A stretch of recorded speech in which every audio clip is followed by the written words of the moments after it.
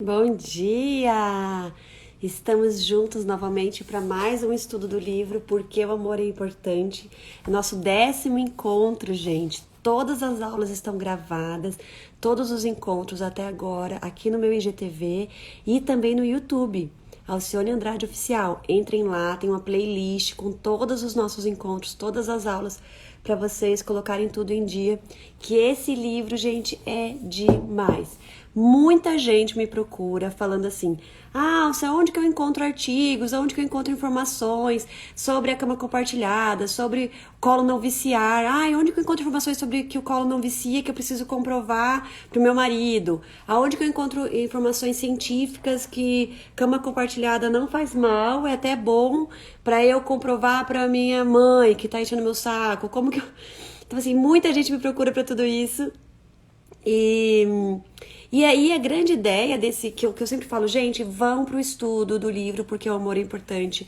Esse livro é um compilado de artigos científicos, de estudos, de pesquisas, de muita coisa técnica e científica sobre isso, tá? Sobre essas questões, por que que o afeto, por que que o amor, por que que tudo que tem a ver com esse acolhimento é muito positivo pro cérebro. O que que acontece no desenvolvimento do cérebro?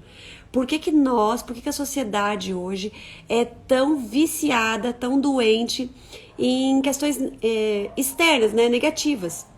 Então, relacionamentos abusivos, álcool, droga, eletrônicos, até vício em exercício físico, né? Em alimento, compulsão alimentar. Então, como que o nosso organismo funciona? Como que o nosso cérebro funciona?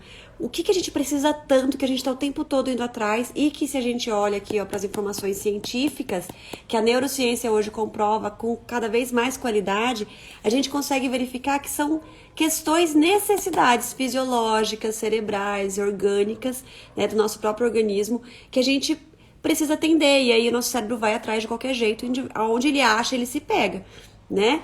Então, são os vícios que a gente tem hoje nessa sociedade tão viciada e tão doente. Então, a gente vai olhar para todo mundo que quer. Oi, pessoal, sejam bem-vindos, Camila, Marisa, Tatá, sejam bem-vindas, gente. A gente vai olhar, então, nesses estudos, para isso, né? Como que o cérebro funciona, por que que o amor, o afeto, o carinho acaba sendo a base para uma sociedade mais saudável no futuro, tá? E até para o bom desenvolvimento, né, desse cérebro, dessa pessoa chegar lá na sua mais alta performance, tá bom? Então é isso, gente, o estudo do livro Porque o Amor é Importante, que é um compilado de artigos científicos, de informações técnicas muito profundas, de diversos estudos, de diversos anos, né? Não é? Tem agora de 2021, tem de 2019, tem de 1990, desde quando começou esses estudos a irem aparecendo essas informações, ela fez um grande compilado, trouxe aqui, de psiquiatras, da área da neurociência, da área da pediatria, da área da medicina, da área da psicologia, psicanálise, tá tudo compilado aqui nesse livro, e a gente está estudando toda terça-feira às 9h30 da manhã juntos. Oi, Bárbara! E a ideia é a seguinte, gente, que a gente possa realmente ir encontrando, né, essas informações que vai fazendo cada vez mais sentido para nós, pra gente poder ir trazendo a transformação pro nosso dia a dia, né? Eu vi que a Bárbara entrou aqui e amanhã nós vamos fazer uma live juntas, amanhã, dia 18 de maio, é Dia Internacional contra o Abuso Infantil e Infanto-Juvenil, né, Bárbara? E aí a gente vai fazer uma live sobre isso. Será que nossos filhos estão livres do abuso sexual? Né? Estão livres de sofrer isso no seu dia a dia?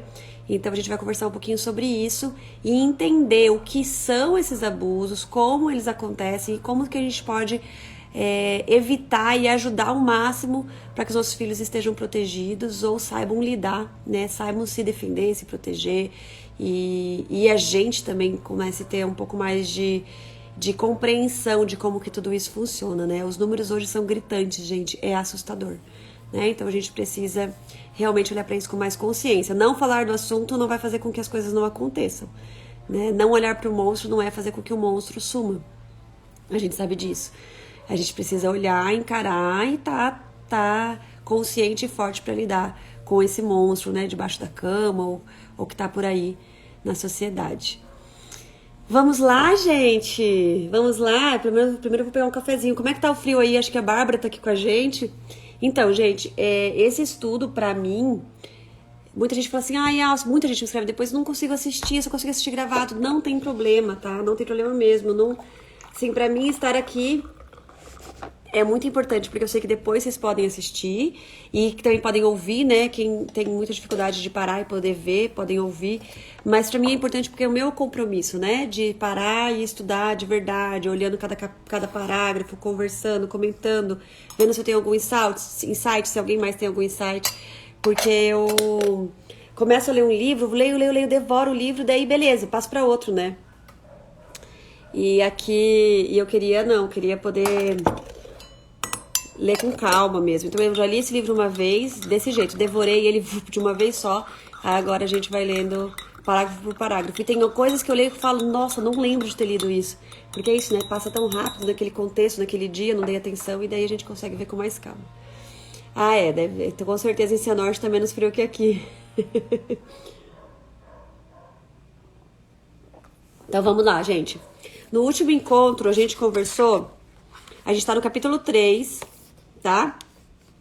Deixa eu só confirmar aqui que capítulo 3, isso foi encontro 9. É capítulo 3, que é o capítulo Construindo o Cérebro. A gente tá vendo partes bem técnicas agora da fisiologia do cérebro e principalmente como que ele vai se formando, né? A gente viu sobre o quer ver, eu não sei falar esse nome, né? Córtex orbitofrontal, que fica atrás dos olhos, né? Que é super importante, que ele tem a ver com essas relações sociais. E aí a gente leu bastante sobre como no primeiro ano de vida o cérebro é o momento ali onde ele mais cria seus caminhos e crenças sobre as relações humanas, nesse primeiro ano.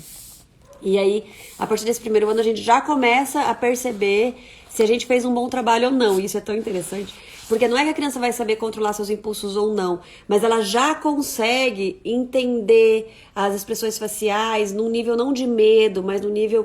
Porque o que a gente usa normalmente as expressões faciais é para colocar o medo na criança, o limite, né? E ela já começa a entender... não é de autorregulação, mas é de reconhecimento, assim, tristeza, alegria, raiva, né? Então ela vai com curiosidade e interpretação, curiosidade e aceitação, né? E lidando com essas emoções, assim, é bem curioso, assim, bem interessante. Mas a gente ainda tem, principalmente, os primeiros 7 anos inteiros ali, com muita oportunidade pra gente lidar. Depois disso fica mais difícil? Fica, mas nunca é impossível, tá, gente? Nem depois de adulto hoje, é isso que nós estamos fazendo. Nós estamos tentando entender como é que funciona pra gente se educar emocionalmente, né? Então, nunca é impossível. A gente só precisa nos dedicar mais quando a gente já é mais velho, porque a gente já tem muitas camadas de sinapses, de caminhos ali no nosso mapa de mundo que levam para um lugar de falta de inteligência emocional, né? De explosões, etc. Então, a ideia é que a gente possa aproveitar ao máximo os nossos bebezinhos desde pequenininho para, por meio das nossas expressões faciais, do jeito que a gente lida com eles, com a qualidade do nosso toque, a qualidade de como a gente lida com a raiva, com a tristeza, com as suas angústias, né? Porque quando eles são bem pequenininhos, eles são puramente angústia e desconforto ou prazer e conforto, né? Então eles ficam angustiados, eles não sabem, isso que eu tô sentindo é medo, eu tô sentindo, na verdade, um friozinho no meu pé. Não, eu tô sentindo desconfortável, não sei o que é. E a gente que vai aos poucos ajudando ele a traduzir, isso que você tá sentindo é medo, isso que você tá sentindo é frio, isso que você tá sentindo é saudade da mamãe, isso que você deve ter ficado inseguro porque ficou aqui sozinho. Isso é porque você tá com frio porque a sua fraldinha ficou cheia de xixi, né? Você tá desconfortável porque a sua fraldinha tá assim, tá assada. Então a gente vai ajudando ele a traduzir tudo e trazer... Se desde pequenininho a gente fizer, ele já vai ter um vocabulário maravilhoso, né? De autoconhecimento aí. Então a gente parou agora, nesse capítulo 3, no item O Navegador da Criança. Tá? Quem tá com com o livro, né, com a edição da segunda edição, é na página 61. De novo, vou mostrar para quem ainda não tinha visto, porque o amor é importante da Su Guerra. O Navegador da Criança. No primeiro ano de vida, ocorre principalmente a construção desses músculos mentais. As conexões são estabelecidas em uma velocidade rápida, fornecendo uma densa rede de possibilidades, as matérias-primas a partir das quais a mente emergirá. Em seguida, a experiência começa a confiar células ao seu destino final. Tem uma referência aqui de 1992. Em seguida, a experiência começa a confiar células ao seu destino final à medida que assumem sua posição no sistema como um todo e começam a morrer se não forem usadas. Isso é conhecido como poda. As podas acontecem à noite, tá? Quando a gente está dormindo. O cérebro mantém o que é útil e elimina as conexões excedentes que não serão necessárias para essa vida específica. Da superprodução caótica de conexões no cérebro começam a surgir padrões. Olha que interessante, né? As experiências mais frequentes e repetitivas começam a formar caminhos bem trilhados, enquanto as conexões que permanecem sem uso começam a ser eliminadas e o cérebro toma forma. Olha que legal, gente, é aquilo do mapa de mundo, literalmente, né? Então, assim, se sempre a minha necessidade de companhia, ela é tratada com indiferença, com menosprezo, com isso que eu sinto, não é legal, porque toda vez que eles chegam, eles não atendem, eles me criticam, eles me tratam com esse olhar, né? Com essa frieza, com esse não sei o que, eles me deixam sozinhos. Então, o que eu vou fazendo? Eu vou tentando criar caminhos para lidar com aquilo. Então, meu caminho é não ouvir isso, não prestar atenção nisso. Eu não posso contar com ninguém, eu não posso contar com ninguém, eu não posso contar com ninguém, eu não posso contar com ninguém. Todos os dias, né? Não adianta eu chamar, não adianta eu chamar. O caminho de chamar e pedir ajuda acaba sendo eliminado. Por mais que aquilo tenha sido instintivo, vai sendo podado. E aí eu passo o resto da minha vida achando que eu não posso contar com ninguém. Não sei por quê. Não dá pra contar com as pessoas, né? Por mais que eu tente, sempre acontece alguma coisa. O seu cérebro já vai registrando, né? A sua autoestima fica super enfraquecida. Por quê? Porque a minha necessidade não é importante, né? O importante é eu atender a expectativa do mundo ali. Não dá pra contar a minha necessidade de ter ajuda, de ter segurança, de ter companhia, né? E assim vai. Então, essas podas, agora juntando com o conhecimento do sono, elas acontecem no sono não REM, no sono mais profundo. Tá? Então, por isso que também a gente fala que as crianças que dormem bem têm mais desenvolvimento cognitivo, melhor resultado na escola, porque você consegue podar e tirar muitos excessos de informações e ficar só com o que é realmente aqueles pensamentos mais rápidos, que conseguem rapidamente chegar numa resposta, sabe? Dormir bem, dormir nos horários adequados, chegar no nível profundo realmente de sono. Nossa, ele dorme super bem, ele dorme 3, 4 horas seguidas, não é o tempo. Será que ele chegou naquela profundidade de sono necessária, que tá no horário certo da noite que aquilo acontece, né? O tempo certo de sono, sem interrupções. E essas interrupções não é ensinar o seu filho a dormir sozinho, deixar de ter interrupções.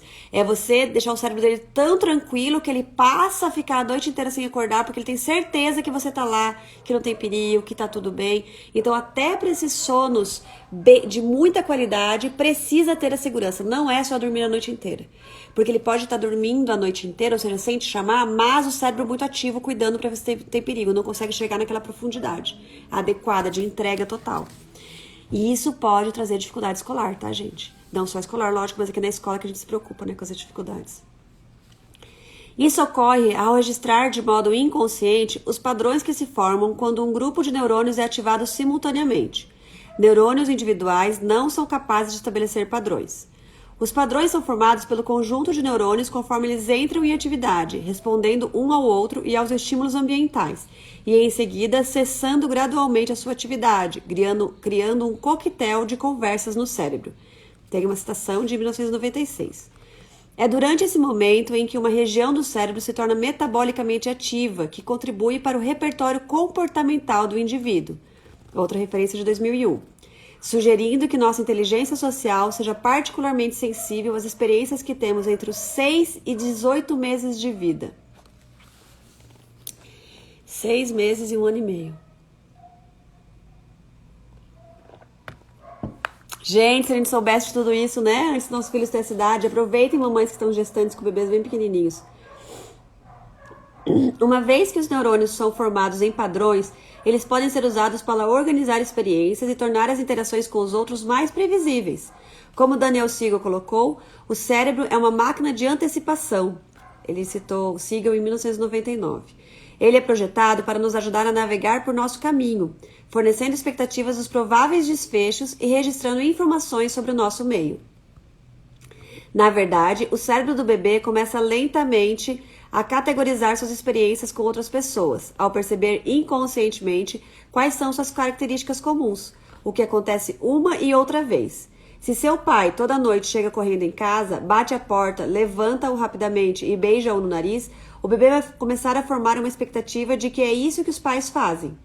Se sua mãe sempre franze o nariz, mostrando desgosto e reclama ao trocar sua fralda, puxando-a rudemente, o bebê irá formar a expectativa de que a troca de fraldas é uma experiência desagradável e que talvez suas funções corporais sejam uma fonte de descontentamento para os outros. Olha isso, gente, que interessante. Oi, Marcela! Que querida! Vivendo um puerpério aí maravilhoso. Que bom que você está aqui com a gente. Olha como é que são, sabe? O grupo de neurônios, né? Que vão sendo ativados e desativados. São as experiências repetidas e típicas que estruturam seu cérebro, gerando categorias emocionais básicas, como cão ou mesa, mas de um modo altamente sensorial. A imagem interior será um episódio prototípico, com o que se parece o rosto de outra pessoa, como sinto dentro do meu corpo quando eles fazem aquela determinada coisa. E se for provável que uma experiência não ocorra novamente, ela não precisa ser lembrada, porque não é muito útil como um preditor. A menos que sejam altamente traumáticas, experiências pontuais deixam poucos vestígios. A exceção a essa regra são aquelas experiências altamente carregadas e excitantes, que serão registradas na amígdala, que é responsável por reações imediatas em situações de perigo. Olha que interessante, gente. Ai, que gostoso! De mamada em mamada, é isso aí. E sono, né? Dorme sempre que possível junto com ele, que gostoso. Olha que interessante, gente. As situações que vão acontecendo com muita frequência, então os padrões. Eu aprendo a me relacionar com o mundo conforme meus pais se relacionam comigo todos os dias.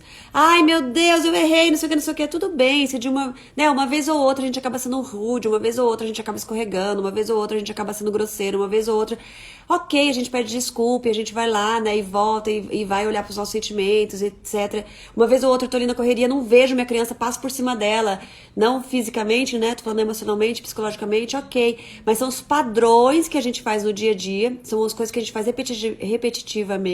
repetidamente, que criam os padrões de crenças, de comportamentos, de tudo que eu sei sobre mim, sobre o mundo, sobre as relações humanas, tá, na criança. Acontece, se algo aconteceu uma vez, mas de uma forma muito intensa e perigosa para a amígdala, ele também cria traumas. Então, traumas são, a gente fala traumas de choques, coisas chocantes, ou de repetição. E a programação neurolinguística falava a mesma coisa já há muito tempo, quando ele dizia que o cérebro aprende por repetição ou por intensidade. Né? Então, é tudo a mesma informação chegando de diversas frentes. Deixa eu só ver uma coisa aqui bem rapidinho, gente.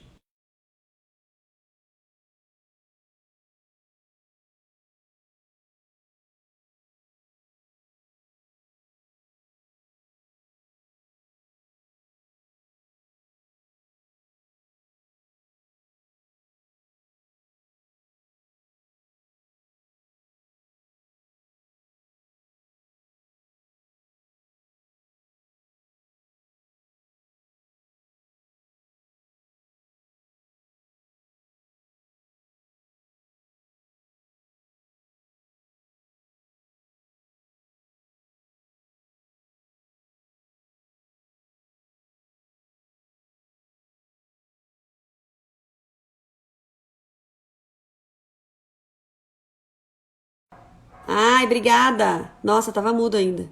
Obrigada, Marcela. Essas situações podem ser emergenciais e exigem uma reação muito veloz. Eu tinha lido aqui essa parte que falava: rostos com expressões de medo e raiva serão registrados lá e provocarão uma resposta automática. Essas situações podem ser emergenciais e exigem reação muito veloz. Essas vias e imagens internas fornecem um guia prático para a interação. Contamos com elas quando alguma característica do momento atual as aciona. Elas não podem ser escritas em palavras, porque não precisam ser postas em palavras. Elas simplesmente apoiam o nosso comportamento e nossas expectativas em relação aos outros, sem que percebamos. Na verdade, parece que a maior parte de nós prefere que nossas expectativas sejam confirmadas, mesmo que sejam desagradáveis. Olha que interessante, gente, vou ler de novo. Essas vias que a gente registra nos nossos cérebros e imagens internas fornecem um guia prático para a interação com as pessoas. Contamos com elas quando alguma característica do momento atual as aciona. Então, vamos supor, eu tive uma situação na minha infância, lá quando eu era bebezinho, antes de 1 ano até, 2 anos, por isso que muita coisa a gente não sabe de onde vem, né? Porque a gente não tem a memória falada, pela memória em palavras, racional, é uma memória só emocional das células, né? Dos registros do sistema límbico, das nossas sinapses, os neurônios estão registrando aquelas informações. Sei lá, de uma babá que tinha o cabelo vermelho e que me tratou de uma forma muito agressiva, muito grosseira, muito cruel, e que meu cérebro entrou num estado emergencial de sobrevivência, disparou tudo lá, cortisol, adrenalina, tudo que precisava para tentar sobreviver, eu berrava e assim vai por diante, né? E registrou que aquela é uma imagem de perigo. Então, aquela expressão facial, aquela pessoa, aquele cabelo, aquela coisa, etc.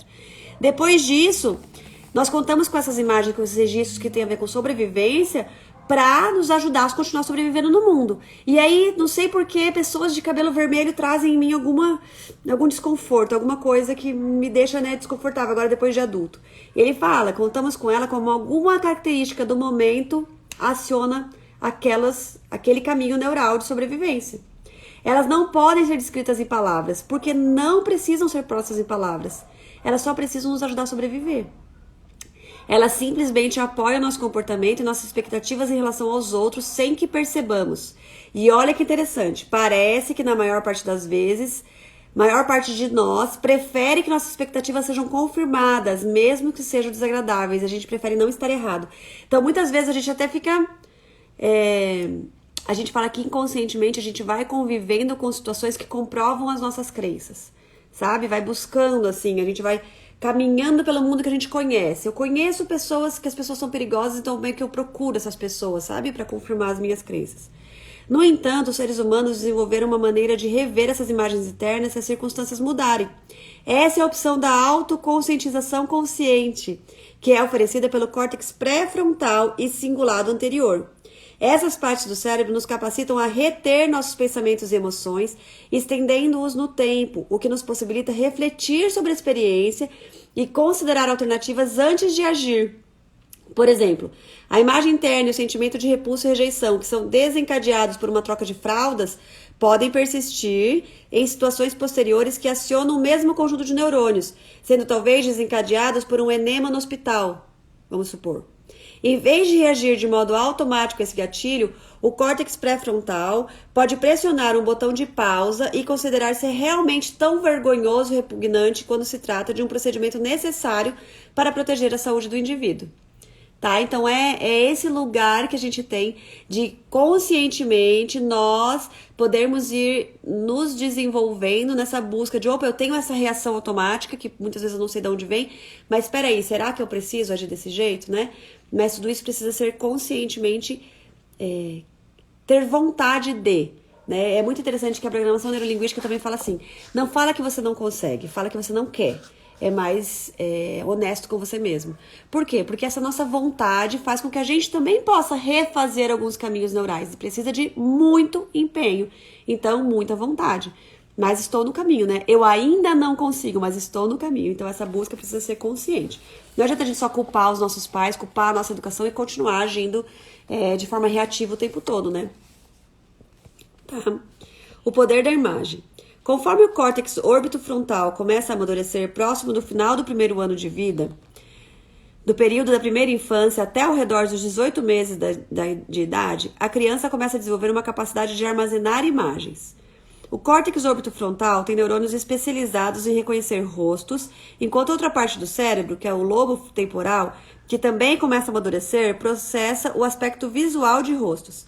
Inicialmente, os rostos são como flechas de imagens, mas conforme as situações com outras pessoas se repetem, eles se tornam imagens duradouras associadas a emoções, imagens de si com os outros, não fundamentadas em tempo ou lugar, mas gravadas na memória. Esse é um momento significativo na vida emocional humana, porque é de fato o esboço do início de uma vida interior. Uma biblioteca interna de imagens que podem ser relacionadas ao que se tornará cada vez mais complexo e carregado com associações e pensamentos conforme a criança cresce. É provável que essas imagens emocionalmente carregadas estejam muito perto da ideia psicanalítica de um objeto interior ou a mãe internalizada. As imagens interiores também se tornam uma importante fonte de autorregulação emocional. Em situações futuras, com outros tipos similares de despertar emocional, podem ser usadas como um guia para o comportamento na ausência do cuidador. Mas, sem estratégias parentais internalizadas eficazes para relaxar e acalmar a alta excitação do lado direito do cérebro, o indivíduo fica vulnerável ao estresse, que pode mais facilmente se transformar em uma aflição esmagadora. Ao mesmo tempo, essa capacidade de armazenar imagens emocionais de pessoas e suas expressões e de voltar a essas imagens sustenta a edificação de um complexo mundo de significado humano, que vai além de uma resposta puramente transitória ao momento. Maluco, né? Muito legal. Tudo que a gente faz pelos nossos filhos, emocionalmente falando, que a gente ajuda eles no começo da vida, desde pequenininho, que a gente chega com tranquilidade, que a gente chega com amor, com amorosidade, com acolhimento, falando que tá tudo bem, tudo que ele tá sentindo, sem dizer que não precisa, né? Tá tudo bem se sentir assim. Ai, não precisa chorar, precisa. Que bom que você tá me dizendo que você tá incomodado, né? Parabéns, que bom, a mãe tá aqui, né? Ai, não precisa ficar assim só porque ficou sozinho. Tá tudo bem ficar assim, se sentir assim. Você ficou sozinho, é normal, né? A mamãe tá aqui, a mamãe vai ficar com você agora. Tá? Então, tudo que a gente vai validando e dizendo que o cérebro dele tá funcionando perfeitamente, que tudo que ele sente é ok mesmo, e que aos pouquinhos ele vai aprendendo a lidar com tudo isso. Conforme a gente vai trazendo essa tranquilidade, conforme a gente vai trazendo essa qualidade de acolhimento emocional, que a gente vai passando para eles o nosso estado emocional, vai passando para eles esse caminho de tranquilidade, de autorregulação, mas eles vão aprendendo a fazer esse caminho, né? Porque eles vão registrando isso. Ah, quando eu sinto isso, olha, minha mãe chega com carinho e amorosidade, calmamente ela lida e tal. Ah, então tá. Então ele vai lidando, ele vai registrando esses caminhos para eles. Rostos negativos. No entanto, esse intenso engajamento com rostos tem seu lado ruim. Olhares e interações negativas também são lembrados e armazenados. Um olhar negativo também pode desencadear uma resposta bioquímica, como um rosto positivo faz. O rosto de desaprovação da mãe pode liberar hormônios do estresse, como o cortisol, que no caminho interrompe a atividade de neurônios associados à endorfina e à dopamina. Lembra que eu falei dos hormônios necessários, muito necessários para a nossa felicidade e bem-estar? Dopamina, endorfina, serotonina e ocitocina? Os 4 principais, assim, né? E também cessa os sentimentos prazerosos que eles produzem. Esses olhares têm um forte impacto sobre a criança em crescimento. Eles têm um poder enorme em bebês e na primeira infância, porque a criança é muito dependente do pai e da mãe para a regulação de seus estados, tanto fisiológico quanto psicológico. Qualquer coisa que ameaça essa regulação é muito estressante, pois coloca em risco a sobrevivência. Não faz muita diferença se a falta de regulação é causada por ser emocionalmente isolado do cuidador ou fisicamente isolado por separação. Olha que interessante isso, gente.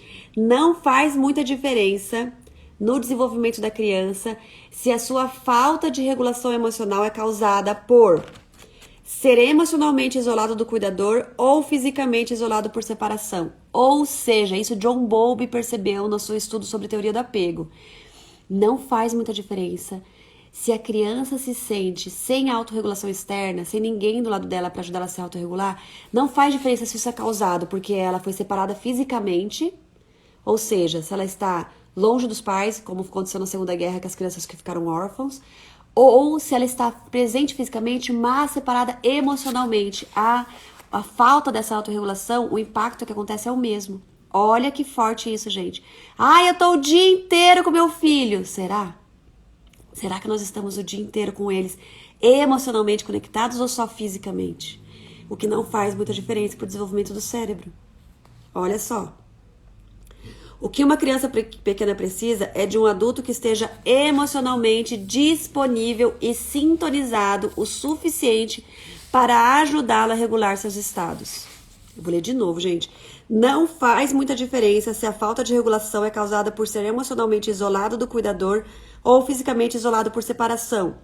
O que uma criança pequena precisa é de um adulto que esteja emocionalmente disponível e sintonizado o suficiente para ajudá-lo a regular seus estados. Gente, isso é muito sério, né? Ah, eu parei de trabalhar, eu fico o dia inteiro com ele, o dia inteirinho, e esse bebê só chora, esse bebê... E aí eu fico estressada, tratando ele com agressividade, com desprezo, com raiva, eu não queria estar ali, eu não queria... Gente, 1000 vezes melhor você voltar a trabalhar e o pouco tempo que você fica com ele, você ofereça um adulto disponível e sintonizado emocionalmente. Tá? Muito melhor. Então, assim, o que é certo e o que é errado? Não sei. Olhe pra você. Olhe pra sua realidade, pro seu estado. Se autoconheça. Busque se curar, né? Busque olhar pra você mesmo, pra sua criança interior, pra você poder ter o que uma criança, oferecer o que uma criança precisa. Os bem documentados efeitos nocivos da separação são suspeito, Os bem documentados efeitos nocivos da separação são, suspeito, principalmente decorrentes de se estar em falta emocional e não regulado. Em um estudo feito em um berçário, as crianças mostraram que não era a ausência da mãe em si que causava o aumento do hormônio do estresse como o cortisol, mas a ausência de uma figura adulta que estivesse responsiva e alerta a seu estado a todo momento. Se havia um funcionário da creche assumindo essa responsabilidade, seus níveis de cortisol então não subiam. Sem essa figura, a criança ficava estressada. Tem uma citação de um estudo científico sobre isso. Olha que legal, gente. Não é a presença física da mãe que garante a autorregulação da criança, o bom desenvolvimento cerebral. Ou seja, a baixa da eliminação que a gente produz, né? Elimina o cortisol. Elimina não. Eliminar é colocar pra fora, não é colocar pra fora, que a gente produz mesmo o cortisol.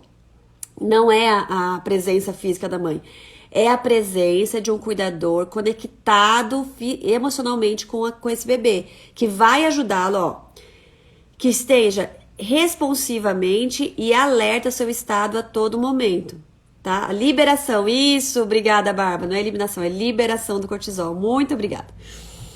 Então, gente, isso é muito importante, a gente se atentar a isso, muito. Nós julgamos demais as pessoas. Nós julgamos demais. Se a gente decidiu ficar com o nosso bebê, a gente julga quem decidiu ir voltar a trabalhar. Se a gente decidiu voltar a trabalhar, a gente julga quem decidiu ficar com o bebê. Não é isso. Não é deixar a criança com outra pessoa ou não deixar a criança com outra pessoa. É com que qualidade eu me conecto com esse bebê emocionalmente. Com que qualidade a pessoa que ficou cuidando desse bebê se conecta com ele emocionalmente. Consegue ser responsiva às suas necessidades a todo momento, tá? Então é bem importante a gente olhar pra isso. Porque uma mãe que fica o dia inteiro com o bebê, estressada, sem autocuidado, sem rede de apoio, com certeza também está causando um dano para o desenvolvimento cerebral dessa criança, tá? É bem importante que a gente se atente para isso, gente, bem importante. No entanto, o cérebro de uma criança efetivamente precisa de uma determinada quantidade de cortisol para completar o seu desenvolvimento nesse momento. Tem uma citação de 94. O aumento nos níveis de cortisol facilita o crescimento de ligações de neuropinefrina do bulbo com o córtex pré-frontal acima dele.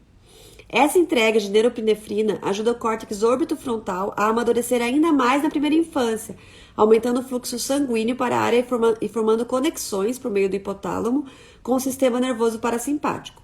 O sistema nervoso parasimpático é vital para a criança em crescimento, porque é o sistema inibidor que possibilita que a criança pare de fazer algo e aprenda que esse comportamento é inaceitável e perigoso, tá?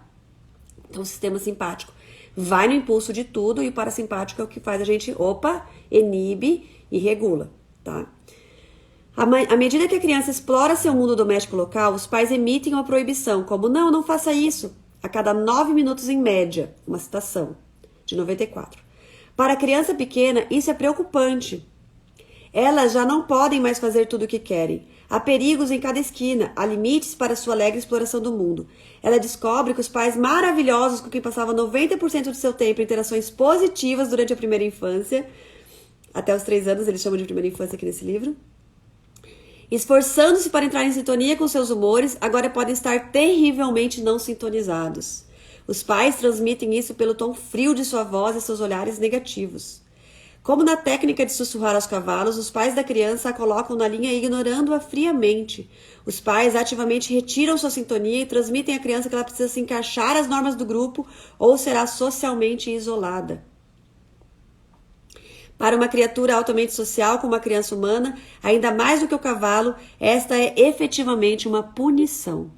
Faz 2 semanas que estamos passando por um estresse financeiro e isso desregulou tudo aqui em casa, deixando todos doentes e não consegui estar emocionalmente com os meus filhos. Perfeito, Gisele, é isso mesmo.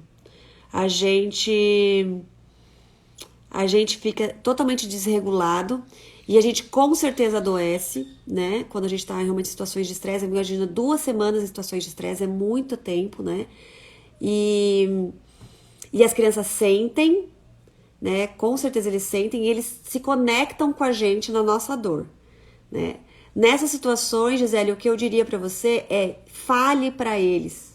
Fale o que vocês estão sentindo, fale o que vocês estão passando, não precisa passar medo pra eles. Vocês podem dizer, né, a mamãe e o papai estão passando por uma dificuldade que tá deixando a gente muito preocupado, né? Por isso que a gente tá estressado, por isso que a gente tá nervoso, mas isso é coisa de adulto. Vocês podem continuar brincando muito, muito, muito, muito. A mamãe e o papai vão estar aqui pra ajudar vocês, né, sempre. Deixa que a gente cuida dessas coisas de adulto. Eu sei que tá difícil pra vocês lidar com a gente. Eu sinto muito de não estar conseguindo, né? Tá aqui mais amorosa com vocês, tá aqui mais tranquila com vocês. Eu vou cuidar disso, eu vou me esforçar muito, porque vocês não têm nada a ver com isso. Vocês não têm culpa nenhuma sobre isso, na verdade. Lógico que eles têm a ver, né? Vocês não têm culpa nenhuma, não é responsabilidade de vocês. Vocês não precisam ficar quietinho para ajudar a mamãe e papai porque nós estamos estressados. Vocês não precisam parar de gritar para ajudar a mamãe. Não, vocês continuam sendo crianças. Somos nós que precisamos aprender a lidar com as nossas emoções e com os nossos desafios.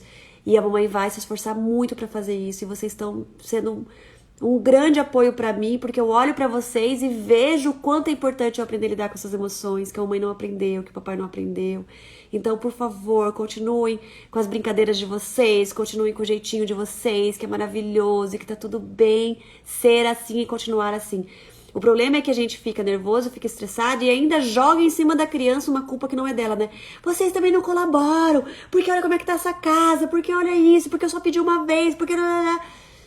E a criança só tá sendo criança, e aí ela cresce com essa crença, olha pra você e fala, sou eu que tô deixando a mãe daquele jeito. E ela passa a querer ter que controlar a sua infância para regular os pais, sendo que o papel é completamente inverso, né? Mas obrigada, Gisele, por trocar essa experiência com a gente, né? É um desafio grande e eu acho que nesse momento uma coisa importante pra você, além de conversar com elas, é você perceber assim, como eu posso lidar com essa, como que eu posso colocar essas emoções pra fora? Como que eu posso liberar esse cortisol, essa adrenalina, né? Tem toda uma situação pra lidar, mas o que eu vou fazer? Uma vez por dia eu vou fazer o quê? Eu vou sair caminhar, eu vou sair correr, eu vou gritar, eu vou tomar um banho, eu vou chorar. O que eu vou fazer? Eu preciso saber como eliminar esse tanto de hormônios do estresse mesmo que estão me corroendo, né? Que estão me consumindo. Então, bem importante, tá? Você pensar em como você vai se cuidar para conseguir lidar com essa situação. Quanto mais hormônios do estresse a gente tiver no nosso organismo, menos a gente tem capacidade de resolver nossas situações. Porque o nosso cérebro vai estar o tempo todo em alerta, e em alerta a gente não pensa direito, né? Então tá. Então, ó, gente, olha que interessante o dado que ele trouxe. À medida que a criança explora seu mundo doméstico local, os pais emitem uma proibição. Não faça isso a cada 9 minutos em média, gente. A gente passa de... Lembra quando a gente falava assim, ele era um anjinho, que de repente ele virou um monstro, eu tenho que ficar o tempo todo falando não, o tempo todo falando não. Isso é o nosso ponto de vista. Olha o ponto de vista da criança, como é que é. Olha o ponto de vista da criança, como é que é. Os pais ativamente retiram a sua sintonia e transmitem à criança que ela precisa se encaixar nas normas do grupo ou será socialmente isolada. Ela descobre que os pais maravilhosos com quem passava 90% do seu tempo em interações positivas durante a primeira infância, que seria assim 1 ano, 1 ano e meio, esforçando-se para entrar em sintonia com seus humores, né? Agora podem estar terrivelmente não sintonizados. Para uma criatura altamente social como a criança humana, ainda mais do que o cavalo é efetivamente uma punição quando a gente começa a se desconectar da criança e exigir que ela se adeque às regras e às normas e às questões do mundo. Os olhares de desaprovação ou rejeição produzem uma guinada súbita de estimulação simpática, a excitação parasimpática, criando o efeito que experimentamos na vergonha, uma queda súbita na pressão arterial e respiração superficial. Lembro-me desse sentimento de que tão claro quando por volta dos 7 anos fui chamada na sala do diretor. Eu admirava e amava o diretor da minha escola e cheguei com uma expectativa positiva, mas seu rosto parecia sombrio quando entrei. E o que é que minha mãe estava fazendo lá no meio do meu horário de aula? Ela aparentemente havia ido à escola por causa de uma queixa trivial que eu havia feito na noite anterior, quando ela foi me dar boa noite. Eu não havia sido escolhida para a corrida de revezamento da escola e achava que deveria ter sido. Eu lembro do choque, da humilhação de ser chamada a responder por minha queixa.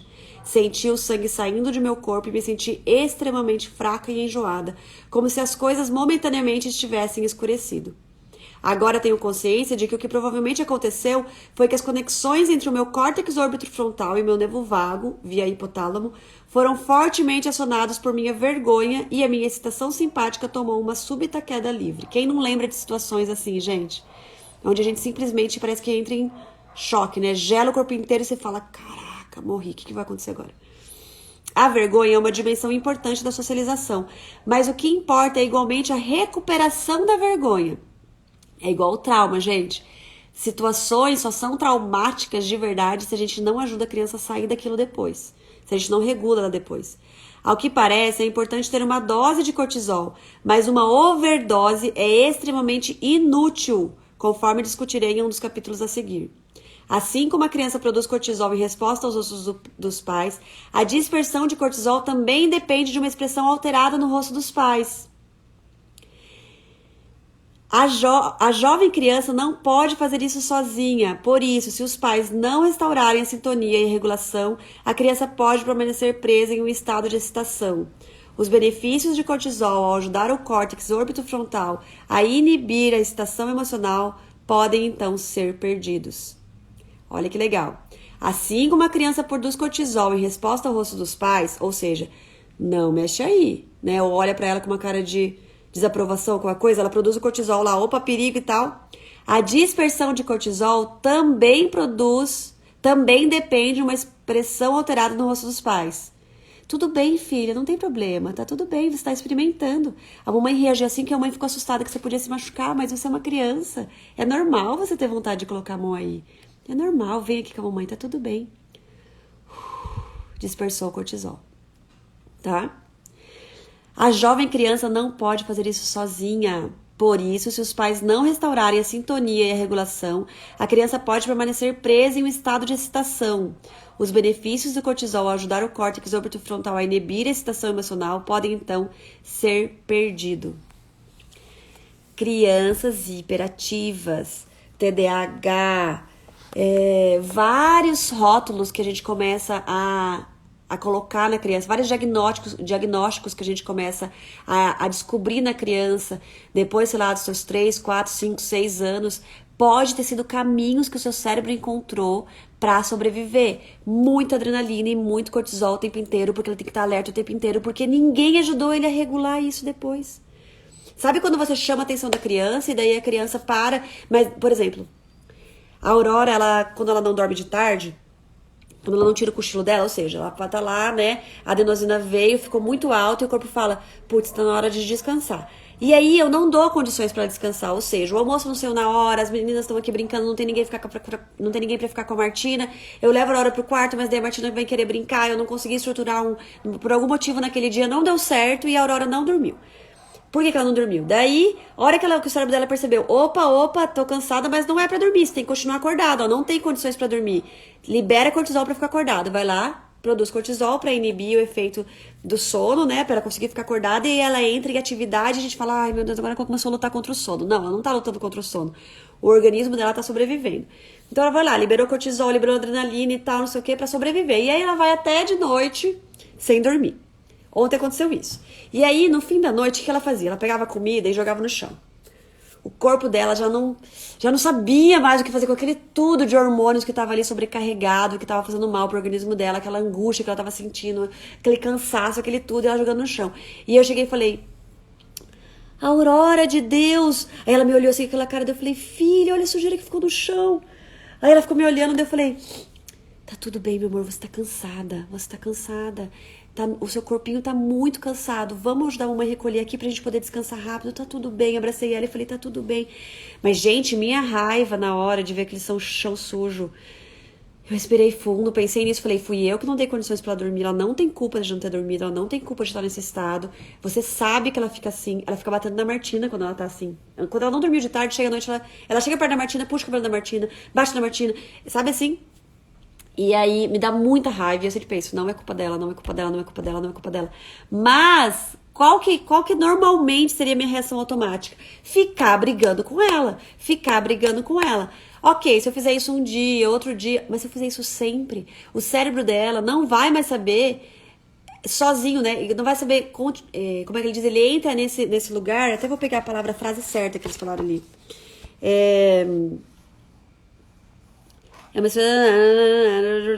Olha lá. Se os pais não restaurarem a sintonia e a regulação da criança, pode permanecer presa a um estado de excitação. E aí ela fica presa naquilo. E aquilo não vai embora. E aí ela dorme. Ai, dormiu, beleza. Mas acorda no outro dia estressada de novo. Por quê? Porque o cortisol não é liberado no sono, gente. Não tem como liberar cortisol dormindo, tá? Então assim, ai, dormiu. Ufa, fiz a criança dormir. Ai, que bom. Espero que amanhã seja um dia melhor. Não vai ser. O que você fez pra ajudar essa criança a regular o nível de cortisol dela? Você não fez nada. Ele continua lá, ela dormiu só. Ela só desligou um pouco. E provavelmente essa noite vai ser agitada. Provavelmente ela não vai te chamar se você já condicionou ela que você não vai lá de noite. Ela não vai te chamar, ela não vai ter como colocar esse cortisol pra fora durante a noite também. Porque se ela acorda, chora, você regula ela à noite, etc. Pode ser que ela consiga eliminar tudo isso durante a noite e de manhã acorde bem. Mas provavelmente pode ser que isso não aconteça. E aí ela vai acordar estressada de novo. E daí cada vez mais, o que acontece com o cérebro dela? Lembra que ele vai podando os caminhos que não são úteis e fixando os caminhos úteis? Os caminhos úteis do cérebro dela é o nível de cortisol necessário para sobreviver nesse mundo é X, alto. E aí aquela criança super ativa. O nível de adrenalina necessário é X. Eu preciso estar o tempo todo atenta, porque senão alguma coisa vai acontecer. Porque meus pais são perigosos. Meus pais são os predadores, estão o tempo todo invadindo a minha integridade, o tempo todo me colocando em risco, o tempo todo mostrando que eu tô errado, o tempo todo me dando bronca, o tempo todo. Então, eu passo a ser uma criança hiper vigilante, hiperativa, hiper estressada, hiper reativa, sabe? Somos nós que acabamos condicionando os nossos filhos a esses comportamentos extremos. De oposição o tempo todo, o famoso TOD, né? Muita coisa foi desenvolvido após os primeiros anos de vida do cérebro da criança. Porque lembra que o social se desenvolve depois que nasceu, gente? Essa parte do cérebro, essa parte social do cérebro não se desenvolve antes. Infelizmente, é dolorido pensarmos nisso, é muito dolorido. Mas, infelizmente, a grande parte desses diagnósticos que a gente tem hoje de TDAH, eu não vou dizer 100%, porque daí é um estudo que eu não tenho, né? Não tenho essa informação da porcentagem, mas a gente sabe que muito, né, desses rótulos, desses diagnósticos, são efeitos das relações que nós tivemos desde o nosso nascimento. Né? Com que responsividade minhas necessidades eram atendidas e quanto eu aprendi, o meu cérebro aprendeu que ele precisa estar o tempo todo hiperativo e hipervigilante para sobreviver. Né? Porque eu não era regulado, porque eu não era trazido de volta para o meu estado tranquilo do cérebro. Então, meu padrão passou a ser aqui em cima de produção de cortisol. Eu já acordo produzindo. Somos nós hoje ligados nos 220. Eu não consigo sentar e relaxar. Eu preciso estar sempre fazendo alguma coisa. Porque quando eu tava relaxada, quando eu era criança, alguém vinha e falava: o que você tá fazendo aí? Tá louco? Olha o tanto de coisa pra fazer. Você não tá aqui a passeio. Onde já se viu? Não, vai estudar, vai fazer alguma coisa, vai não sei o que, você tá sem fazer nada. Olha seu quarto, que bagunça que tá. Olha a cozinha, vai ajudar, vai. Não conseguimos. Por quê? Nosso cérebro já aprendeu que tem que estar produzindo, que tem que estar. Esses hormônios são esses, é assim que meu cérebro funciona. Não consigo dormir cedo. Como que você como que seu cérebro construiu esse caminho de ouvir a melatonina, de deixar tudo fluir normalmente, né? Então a gente criou novos caminhos aí cerebrais que nos levam para esse lugar. Que não faz bem. Por mais que seja o padrão do nosso cérebro, muita gente fala: nossa, eu só consigo trabalhar depois das 9 da noite e dormir depois das 3 da manhã. Não faz bem. Não faz bem. Vai ter consequências fisiológicas, bioquímicas negativas para o seu organismo, tá? Então a gente precisa entender que os nossos padrões não é o que faz bem pra gente. É o que o nosso cérebro entendeu que são os caminhos de sobrevivência. E nós precisamos e podemos, se nós quisermos, olhar para isso e assumir a responsabilidade por criar novos caminhos mais saudáveis para todo mundo. Para nós, para os nossos filhos, ao nosso redor e assim por diante. Tudo bem, gente? Vamos parar por aqui que já são 10h25. Muito legal, né? Bárbara, você escreveu ali que estava chocada. Fala pra gente o que você colocou, estou chocada. Qual que é a ideia do choque, né? Eu fico cada vez mais apaixonada por esse livro, por esses conteúdos e tô super feliz de poder estudar aqui com vocês, né? Alguém quer escrever alguma coisa também? O que chama mais atenção? Como que vocês saem daqui hoje do nosso estudo? Que falamos não a cada 9 minutos. Isso que a gente está estudando educação consciente já entende que não adianta falar não, né? Que o não vem só como uma barreira, que ele não entende o que é, ele só entende a nossa expressão facial e o tom da nossa voz, né? Seria muito melhor a gente ir lá e reorientar os nossos filhos, mas esse estudo, esse dado é muito interessante, né? E essa informação pra mim ficou muito forte, que um bebezinho que antes a gente estava se esforçando para estar o tempo todo conectado, o tempo todo com interações muito positivas com eles, né? Pega esse bebezinho, faz carinho, estimula, né? Com amor, com carinho, com amorosidade, etc e tal. E aí, de repente, quando ele começa a ter seus próprios movimentos, suas próprias buscas, a gente começa a se desconectar e dizer, opa, é como se fosse assim, você não pode ser você. Se você fizer coisas por você, você vai me desagradar. Então, eu vou estar o tempo todo me desconectada e te forçando a buscar coisas diferentes, a me agradar, a me regular, E aí a criança vai criando de novo essas crenças, né? Distanciamento. Então, eu preciso abrir mão de mim e das minhas vontades para conseguir continuar próxima da minha mãe, dos meus pais e assim por diante, né? A Yara falou aqui, eu falava igual você citou. Vai arrumar bagunça, vai fazer isso, vai fazer aquilo. Me desconectando totalmente. Nem fala, Yara. Ontem mesmo eu estava ligado às 2h20 e não deixava minha filha ficar tranquila. É isso, Yara. E a gente faz isso. E provavelmente a gente passou por isso nossa infância inteira, né? Por isso que a gente cria esses padrões agora com os nossos filhos também. De não conseguir ver uma coisa bagunçada e já chamar eles pra ter que organizar, pra colocar em ordem, né? Se você não tá brincando, vai lá guardar. Mas ele não tá brincando, mas agora ele tá deitado no sofá. O corpo dele tá precisando ficar tranquilo agora por algum motivo. Criança não faz o que não precisa. Né? Gente, até ficar deitado de barriga pra cima do chão é super importante pro desenvolvimento cerebral. É tão interessante pensar nisso. Sabe? Questão de espaço, de anatomia, muitas coisas do corpo. E a gente não deixa, né? A gente tá o tempo todo querendo que eles façam coisas que nos atendam à nossa demanda, às nossas necessidades. Nós somos o foco. Por quê? Porque nós somos adultos infantilizados. Né? Durante a nossa infância, a gente não pôde ser o foco. A gente tinha que ficar olhando pros nossos pais. E agora, a gente quer ser o foco. E aí a gente quer que os nossos filhos fiquem olhando pra gente. Fique atendendo às nossas expectativas, às nossas vontades, às nossas necessidades. A gente inverte os papéis, né? Então, gente, beijos. Muito obrigada por estarem aqui. Tchau, Bárbara. Tchau, Yara. Tchau, Gisele. Tchau, Lilian. Tchau, todo mundo que pôde estar aqui. Tchau, Dinho. E a gente se vê terça que vem, então. E essa aula já vai estar no YouTube logo, logo também, tá? Entrem lá, se cadastrem lá no meu YouTube, que sempre tem coisa nova lá também. Alcione Andrade Oficial. Até mais.